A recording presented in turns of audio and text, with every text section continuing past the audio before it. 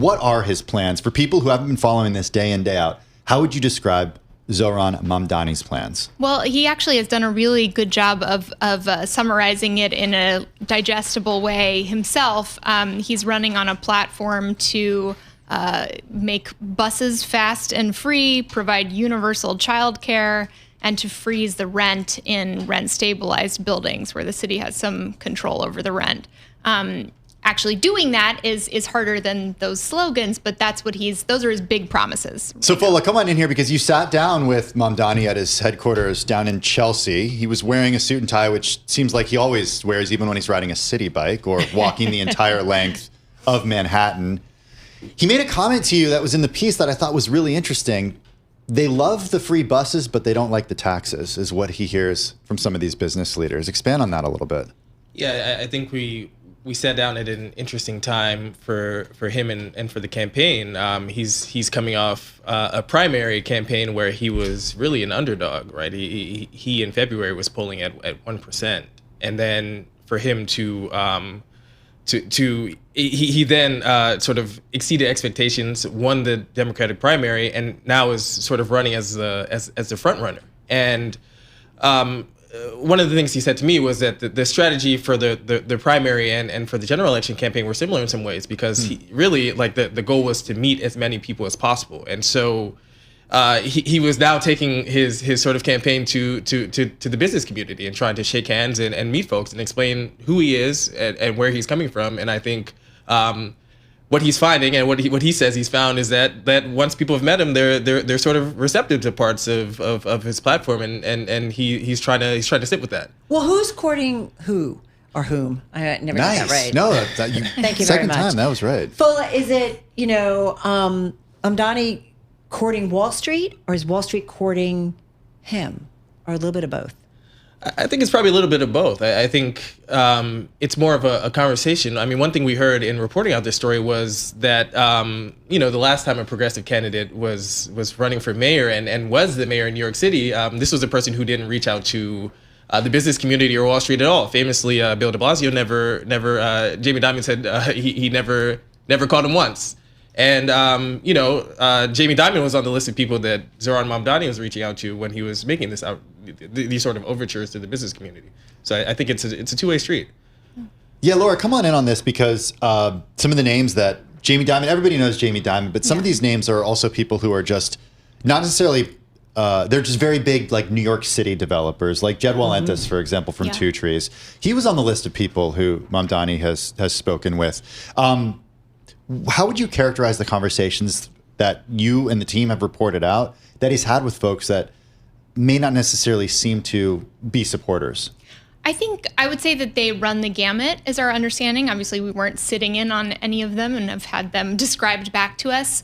But the one constant that we heard from people who talked to him or who have had these conversations reported back to them is that people found him, regardless of whether or not they agreed with him, to be a very good listener and someone who is listening to the feedback that he's getting rather than, spouting his campaign platform to these business leaders. So does it seem like to you, Laura, that he has changed the way that he's viewed business during this campaign?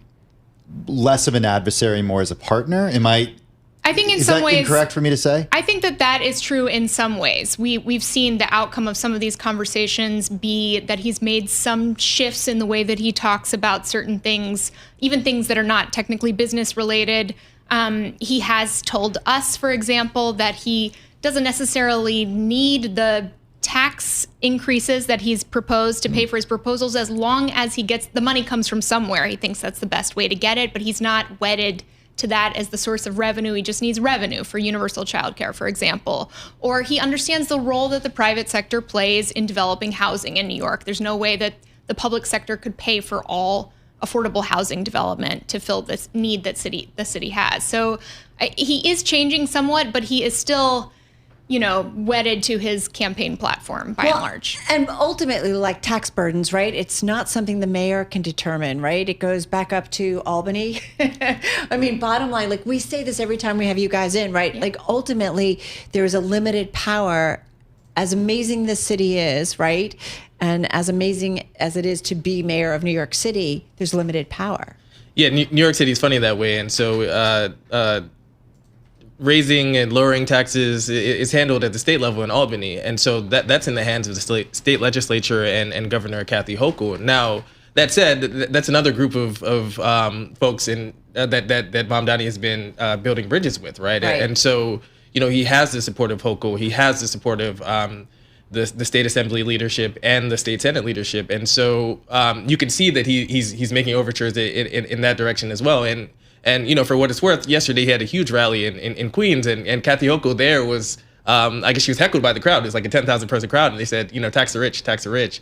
And so he's sort of leaning on those folks a bit as well. Well, Laura, come back in here, because I do wonder with the conversations or what you guys found out in your reporting that as Zohran Mamdani has conversations with kind of the big titans or the financial titans of New York City, is he saying to some extent, listen, if you don't want me to keep talking about taxing the rich, so what can we do in terms of private-public partnerships to get some of these initiatives done? You guys get tax breaks, you get this, you get whatever, but help me here. Like, is some of that going to happen, or is that where it's going? I don't know that the conversations have gotten to that level yet, but what people have said is that he has been receptive to what they have to say, to their experience, to their concerns, listening to their criticisms, listening to what their vast experience has been in working in and around New York City government, and that he's reached out to an extraordinary breadth of people seeking out their experiences and information, and how he uses that, it remains to be determined. The president has called him little communist, as you two write in your piece. He's been called a lot by a lot of different people. He has. How does that happen, Fola?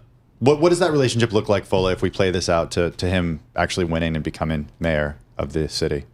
Well, I think anyone who becomes the mayor of New York City will have to grapple with a federal government that has taken funding or cut funding to programs that greatly impact the city and its operations. And so he has, I think, like he said about some of these other conversations, has said that he's willing to work with Trump on issues that are about affordability and are about making New York City work, and he's going to push back when Donald Trump is sending ICE agents or the National Guard or cutting funding. And I think, again, that's something probably anyone who becomes the mayor of New York City would have to grapple with.